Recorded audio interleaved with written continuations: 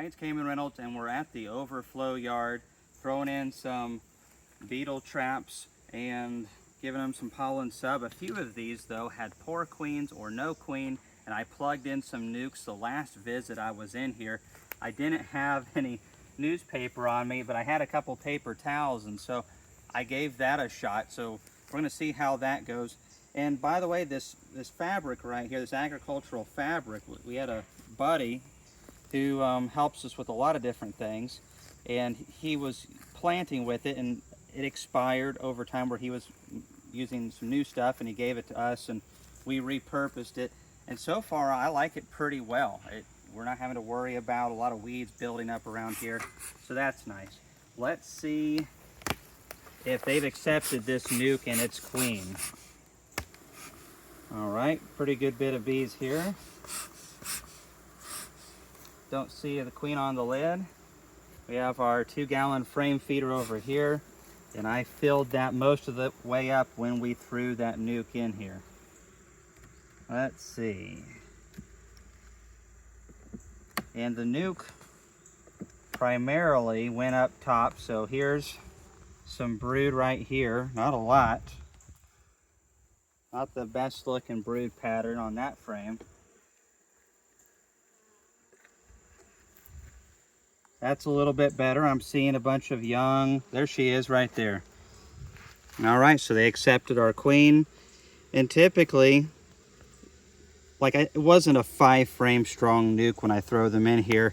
Typically it's about 2.5, but you can see where they're starting to cap this brood, and thankfully they've accepted her pretty good. The nuke wasn't very strong, and this colony wasn't very strong due to this queen that was in here that just was laying the most terrible pattern. So hopefully this one gets things back on track, gets things cleaned up, and we are going to be throwing on some mite treatments, throwing a little bit of this in here, and getting rid of this paper towel. Woo. And we're going to throw a little bit of pollen patty down in here as well. This isn't the biggest colony in the world. We're going to check this bigger one here in a second. That's the nice thing, is we have some bigger colonies in here that are really strong, and we can pull a frame of emerging brood over, and just one good frame like that can really help these colonies get back where they need to be. Wow, that breeze, that feels amazing this time of the year. All right, seeing a good population. Okay, she's been down into here.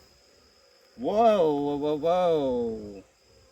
Okay, that's got to be the same queen.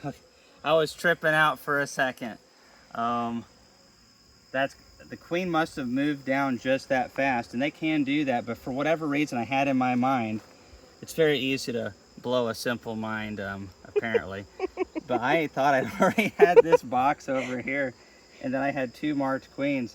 That brood pattern down here looks amazing. That's exactly what I want to see. This colony is looking good, and that's why we go down and check. I introduced her into the top box, but that's been 2 weeks ago, and apparently she's wanting to be down in this bottom box.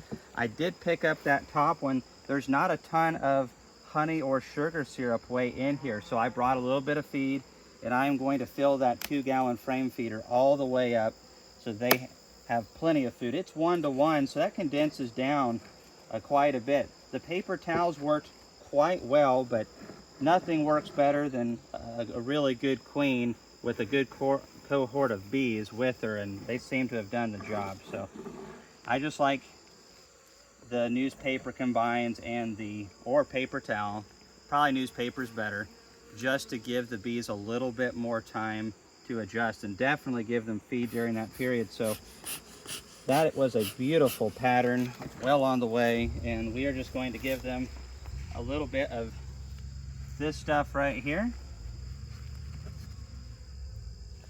Boy, that's thickened up. Still working on this system right here.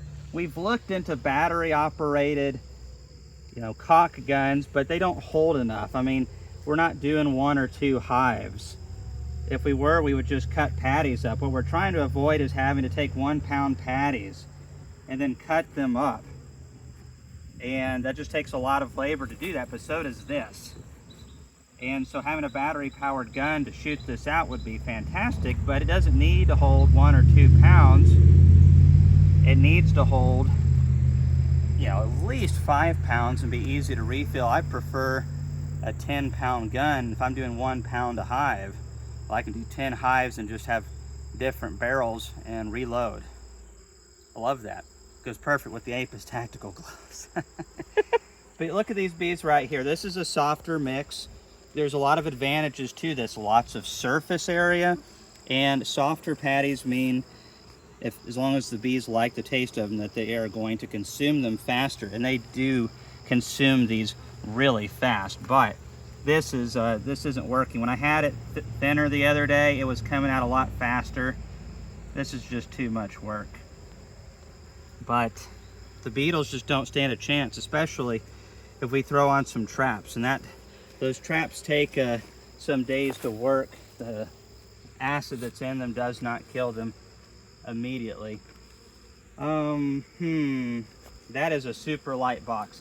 That has got to get some feed in it, or this colony will not look that good in a brood cycler. So they'll cannibalize a lot of that larvae. There's just hardly any weight in that top box at all. They've just burned through what I put in there. Definitely 2 gallons of sugar syrup. All right, let's see what's going on with these girls. That's a little bit more like it.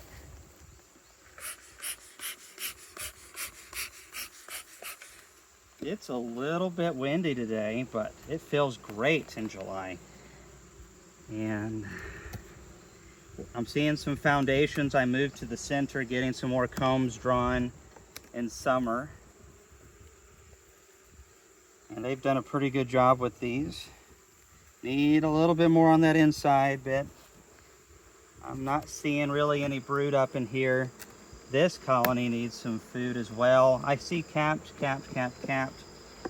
But if I want to get that drawn, it needs to have more. And a colony that's a really strong double really should have, in our dearth periods in July and August, if ideal for a colony this size, at least 6 frames. Now you can get by with less than that, but we don't want our bees to get by. If we want the best bees, really strong, they need to be having copious amounts of food. And whew, lots of bees on that inner cover, or lid I should say. I tell you, that guy likes to get out. All right.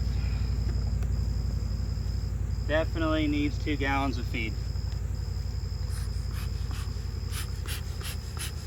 Let's see if we have some brood down in here.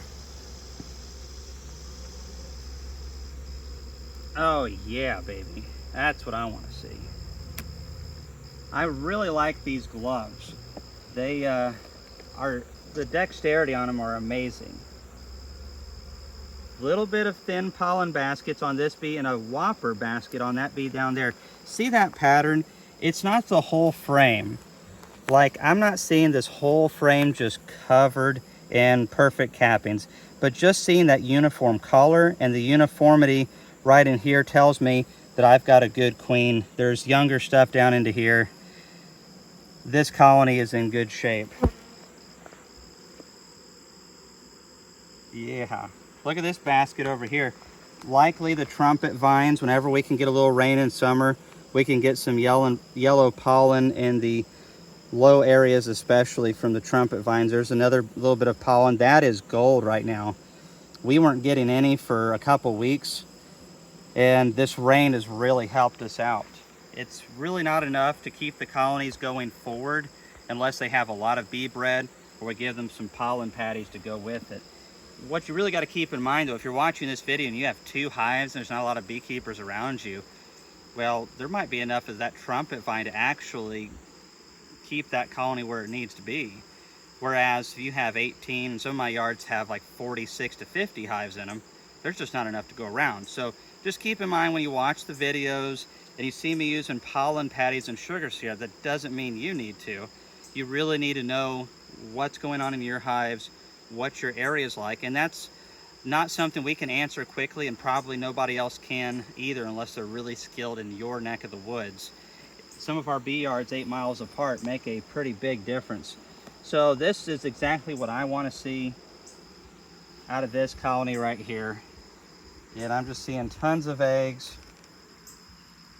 I'm seeing capped brood and more eggs.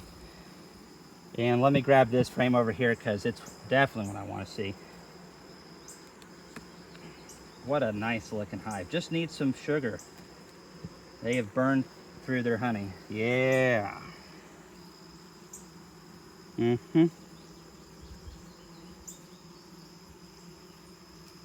what I want to see. But you notice how dry it is up here above the brood. Of course, they haven't even drawn this out. If we look at this and go, man, this colony looks good, but we don't look at the future of what this colony will look like. And it's hard to know what that's going to be like unless you know your region and you know how bees respond to certain conditions. This hive's going to look terrible in 2 brood cycles. It's about 42 days. In 21 days, they'll probably look okay, but they're not going to look this good unless we just have some magical nectar fall out of nowhere, and we will not. This colony has to be fed, and 2 gallons of sugar syrup is the minimum. We're going to probably have to feed this one 4 gallons to 5 gallons of sugar syrup before our fall flow just to keep them looking this good. But that's okay. You're like, well, it's a lot of money. Well, this colony's worth a lot of money right now. I can pull some frames of brood from this and give it to that one, or pull one from here, pull one from there, pull one from there, and make some splits. We're making splits this time of the year with some of our nukes that we have that have 3 frames of brood, 2 frames of brood, fresh queen. Take a frame of brood here, a frame of brood there, frame of brood here. Boom, that's a powerful single. Give them some feed. Now it's going to be a honey production colony next year. So always look towards the future when you're looking into your colonies. And when in doubt, overkill. Overkill the mites, overfeed your bees is better than underfeeding, unless it's swarm season, and then you're just going to send swarms. The bees will be healthy though. They'll just be happy elsewhere. All right, I'm going to just dollop some pollen patty onto that. I want to check a couple colonies over here. This way, Laura. You can see where we've done some paper combines there, and the yard's just a mess. And when I was doing this one right here, there was all kinds of robbing towards the end of the day, so I put this lid in front of it to kind of disrupt a lot of the fly-in. You can see the nuke boxes back here where I dropped them off. It was late. I prefer to do this kind of work if I'm going to feed, or if I'm going to make some combines like this, newspaper combines, and it's robbing season like it is, do it later in the evening. And that way, if it does kick up a little bit of robbing, the day's almost over and those bees get a break and they brace for the battle for the next day. And it probably won't be that bad because they'll be ready for it and they'll clean up anything they need to. What was really starting it was the smell of the sugar syrup in the feeders. And so here's another one that we did the same thing to. Dropped in a nuke. Let's see what's going on here.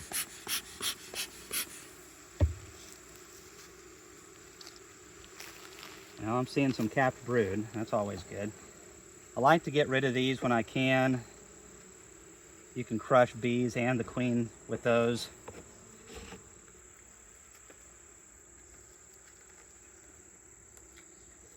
Yeah. All right, so I'm seeing some capped brood, but it's looking a little rough here. You can see some cannibalization of the brood right there. But you do see some younger stuff over into here. I don't know exactly what's going on with that. It could be just the stress of the combine. Could be not enough resources. And I did give them some feed. I see some capped brood on the edge over here. Capped brood, capped honey, excuse me. Yeah, that's helpful right there, but that's not a lot for a colony that is more than a nuke size. Oh yeah, okay, so maybe it was the stress of the combine, but that looks beautiful. Look at that milky larvae down into there. That's what we want to see. That's the future. And so I don't know what happened exactly with that stuff. Maybe it was some of the robbing and the fighting. It could have been when we were combining the two of them, that the newspaper and the lid, it was stinking hot. Hottest days that we'd had all year. Heat indexes of like 102. It could have got a little too hot in the top. I did have it offset to where they could get a little bit of air movement out the top, but it may not have been enough. And there may have been some overheating, and that's what that could have been. That, and when I transported the nukes, it was stinking hot too, but everything looks pretty good here. Just need food right now. Yeah, that's just lighter than a pancake right there. And they're probably just cutting back on some of the brood, so we've got to feed these bees. It's crazy, we fed these bees quite a bit. They go through it fast, but it's worth it. It is worth it. Buying bees is one of my least favorite things to do, and it's late July, so we still have some time. We have the rest of the month, about 10 days. We have August, and we have September. We need really good, strong, healthy bees at the end of September. In Tennessee, with our mild winters, if you have a good queen that's made a big population, you're going to be very successful. They got to have plenty of food and all that stuff, and you can't be trying to fix it last minute, late August, early September. We got to feed these bees now so that trajectory keeps going like this, hits that fall flow, bounces up. Nice big colony of bees. So excited about that right there. These are the weakest colonies in the yard. So we have other colonies over here, like these, that we can pull bees from and brood from, but they look like they could use some feed too, just burning through it. Yep. Ah, the smell of bananas. At least that's what it smells like to me. Alarm pheromone, which means Kamon use a smoker and get a bee suit on. We'll see you in the next video.